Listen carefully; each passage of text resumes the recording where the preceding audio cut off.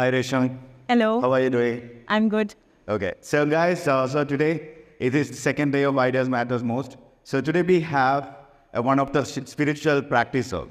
So she's having a business around it and she's helping a lot of people in terms of spiritual practices. And we are here a little from her in terms of how we can actually have a very healthy spiritual practice. So I would like to welcome Resham Kamboj here. Let's give a round of applause for her. So Resham, how did you actually set up a business around it? And I would like to have a brief introduction about yourself so that everybody will know what exactly you are doing in terms of spiritual practices. Sure. Yeah. So my name is Resham and I'm the founder and CEO of Tarot Tree of Life. Okay. But originally I have done my graduation from National Institute of Fashion Technology, Mumbai. I've studied fashion communication and I had no thoughts that I'll be doing something which is absolutely spiritual, which is absolutely into healing people and alternative and holistic healing. So I was working as a visual merchandise manager with one of the top retail companies in India. And so I always was inclined towards spirituality, and that was something I really like. Like I also liked window display and changes, what I did according to my profession. But still there was a thing that, I can do something better. And to be honest, I really wanted to do something in which I can be my own boss. So I started healing myself during the tough times I faced in my life, and then my family members. And then I eventually came into the profession of healing. And not primarily tarot, because that is something people understand in a layman language. There are so many other things which I do. And it also helps people with their mental health, because most of the people today are suffering with so many things. Like if someone is hurt physically, we'll go up to them and ask, "Aapko kya hua hai?"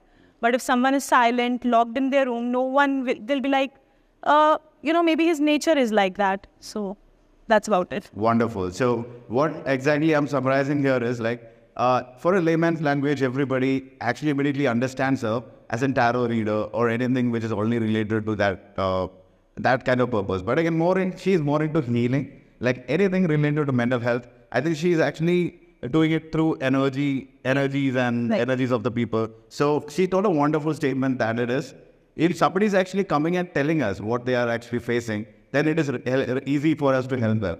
But again, what if they are not coming up and speaking to us? So she's actually doing it in such a way that the energies, what she's actually sending out is actually going to heal her. So that is really wonderful, Resham. Thank you. What was the main challenges, what you actually faced when it comes to setting up such a business? And I knew that it is not easy to set up any business, and this is a out of the league business. So what was the main challenges, what you faced? To be very honest, I never thought that it will become something so substantial as it is right now. And my only purpose was to help people. Okay. No matter how much fake it sounds, but it's actually true. I actually wanted to help one of my family member going through a very tough time. And then I also had, my baby was really small. She was just 40 days when I decided, no, I'll come full-time into this. And there were challenges because she was too small, but I had my family support, my mom's support to be there with me.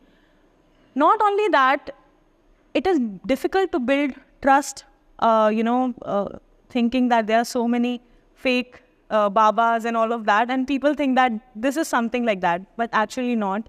I was here to understand people, and I also studied 2 years of my psychology so that I understand the difference between energy, psychology, chakras, the aura, manifestations. And I'm sure most of the students who are here in IIT and who visualize this success someday, that because it's the topmost institute in the entire, I would say in the entire world, one of the very top institute.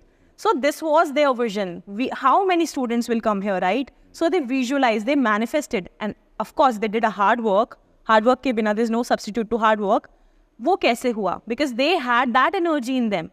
But sometimes what happens is, no matter we have that energy, but our peers pressurize us, our parents, and so many other people, and they pull down our energy. Yeah. So in that tough times, when people come up to me, in that energy, I try to help them. And that is what happened when I started my business. And it peaked towards COVID, because most of us lost our jobs, and there were so many deaths around it. people were full of grief. They needed an ear, a non-judgmental ear. So I think I was the one that time.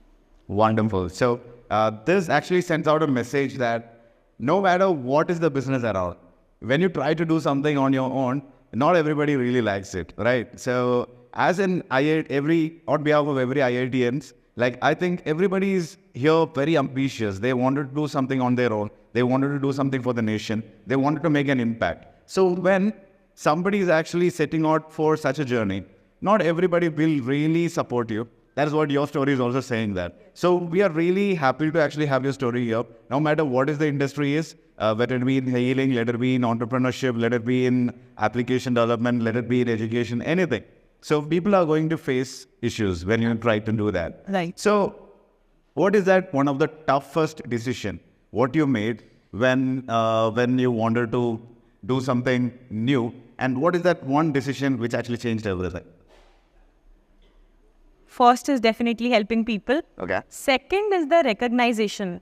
So it becomes very difficult when you start a business and you lack motivation because you are trying and then you're not getting succeeded. And kaun stay karta hai? The one who keeps on going no matter what. I honestly didn't want it to look back and sound like a failure, because even, like how absurd it sounds, like building a business around something spiritual. But then now I have my money. I am definitely earning more than what I was in my job, and I'm my own boss. I have my own team. So definitely. Yesterday and today, we are meeting a lot of different industry people. And again, this is one of the rarest kind, and she's actually being successful in it. And this is one kind of something which we can learn from her. So what do you have a message, as a young entrepreneur who is over here, what do they have to have a key quality if somebody over here want to go in a spiritual entrepreneurship? Like let it be any area, let it be whatever you're doing, let it be in any areas of spiritual entrepreneurship. What is exactly the key qualities what one person should have? Or let it be in simply entrepreneurship itself. Like what do you have as a key qualities, what you suggest them to have when you are setting on for such a journey? Do you know what? That there are a lot of alumni from institute like yours who are leading very strong businesses, like I can't name the apps, but there are many astrology apps. Okay. And there are many apps. So idea can be anything. Ideas matter, right? How is our name for today's discussion? Ideas matter most. Yeah. But the thing is that whenever you're coming with the idea, you should be convincing. Pehle khud ko convince karo, right? Before you go and convince others. Second, you have to understand the niche market. And most importantly, if you fail to understand the feelings of your customer, उनको क्यों चाहिए? आपको पैसा कमाना है, सबको पैसा कमाना है. But what are you building? Are you bringing any value to the table? Right. If you're not adding any value, then it's of no point. So always build your entrepreneurship around something which will be valued by people and you will be worth remembering for. Wonderful, wonderful. So one more question, Resham, because I know that when I'm also into the healing and all that stuff, not into in the ways you are doing, but again, I love actually helping in terms of personal development, like skill development, all those things of young people. So I know that when you're trying to heal or help people, it is also important to protect your personal energy as well. So as a matter of question, like how do you actually balance your spiritual business while healing other people and also support or protect your personal energy? Like how do you actually do that? Basically strong boundaries. No matter in whatever profession you are, especially when you are a business owner, you'll be working 12 hours, 14 hours, sometimes even 18 hours a day. You'll lack sleep. And sometimes people need you like 3 a.m. So I was there. There was a time I was there 3 a.m., 4 a.m. But it started affecting me, my energy, my family. I decided that there should be very strong boundaries around the work so that my focus becomes even better when I'm working. The clarity of mind is better. Mindfulness is better. So, yeah. Okay. So what are the, I have two questions right now. Like what are the present trends in spiritual business or spiritual entrepreneurship?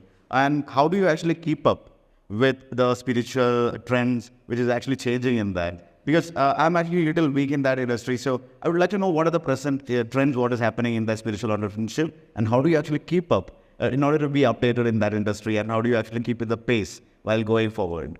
Okay. So sadly, it is even we address it as trends, but the thing is that something which is helping people at the moment. Many of you might have heard the word Reiki few years back, but right now you will not hear that much. Okay. Because when something new comes in the market or something new comes in the healing industry, like astrology is something very classic. It is never going to fade away. But there are some things like I am an Akashic record reader, and that is something really loved by people because this taps into your conscious and subconscious energies, and it really helps you understand your life purpose. Okay. So when you know your life purpose, especially like for example, someone is in 11th or 12th grade and they're looking forward कि अब हम क्या करें अगला, क्या चीज़ करें. So this tool really helps them to understand their life purpose. And when you actually follow your life purpose, you are going to succeed. Wonderful. Wonderful. Anybody over here have something to ask to Resham Kamboj? Because if you have any sort of questions, just raise your hand, because she is here in order to answer your questions inside of any spiritual healing or any spiritual practices. So this was a wonderful session along with all the other speakers. I really got a lot of information from you, Resham. Thank you so much. And I believe she deserves a round of applause for the work she did today. Please give her a round of applause.